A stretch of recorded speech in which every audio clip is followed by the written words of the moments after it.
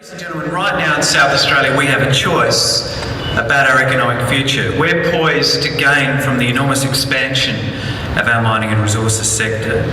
We could look at this expansion and feel that our job is done. We could be satisfied that we've set in motion a mining boom to rival Queensland and Western Australia. And if you listen to the commentators, they'll say that. They'll say that this has many of the features of Western Australia back in the 1970s.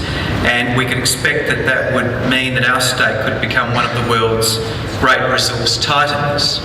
In the 12 months to September this year, expenditure on mineral exploration increased by nearly 70% from the previous year.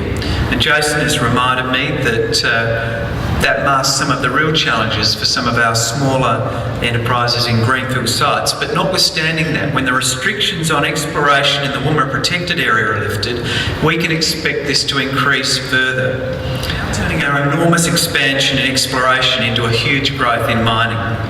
In the last financial year, South Australian mineral exports were worth $4.22 billion, a massive increase from $2.85 billion only a year before, and more than triple the value of mineral exports at the turn of the century.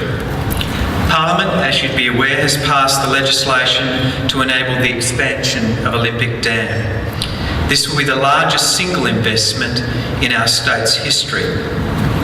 There is nothing more important to South Australia than our mining and resources future. The enormous expansion in our resources sector has not been due to luck. It's been due to your hard work, but it's also been due to carefully targeted investments that have been designed by government in partnership with industry. It's in your interest and it's in South Australia's interest for all parties with a stake in our policies and decisions to have a place at the table that determines them. And the one thing that I think governments should commit to is speed and certainty. I don't think it's appropriate for corporate world to ask for a decision on a merit to go in a particular way, but you are entitled to or entitled to expect speed and certainty. This is important so that all South Australians can benefit from a stable investing environment. It's important so all South Australians can benefit from the exploitation of our resources.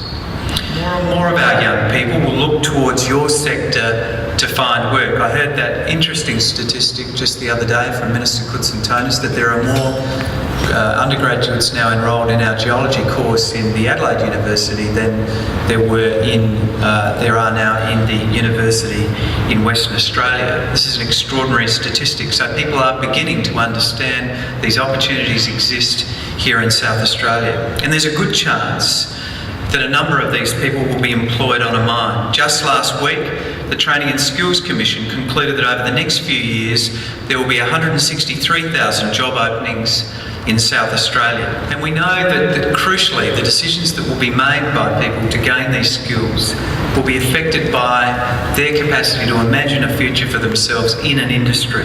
So we need to work with industry to make sure that we're making the right investments and that we're connecting these young people with these industries so that they can imagine a future for themselves in the mining and related industries. And this will depend on our interaction. Now is the time to join the conversation about our future workforce. We need to hear from you what skills you need now and into the future so that we can take all of the right decisions to invest in our people. And I've said before that we are not prepared to sacrifice those investments in the future of our state simply to try and preserve a AAA credit rating.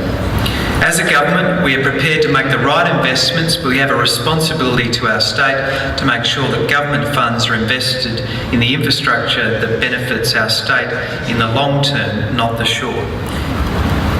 Another element of sharing the prosperity associated with the mining boom is that if we are to recognise the true value of mining, it must be as a driver for economic growth, not solely responsible for it. We can't separate mining and resources from the rest of our economy. We can't leave your sector to assure our prosperity and continue business as usual everywhere else. That Sukomi itself is an example of an organisation where a number of ancillary industries who are not directly miners have understood that there are extraordinary opportunities in the mining industry.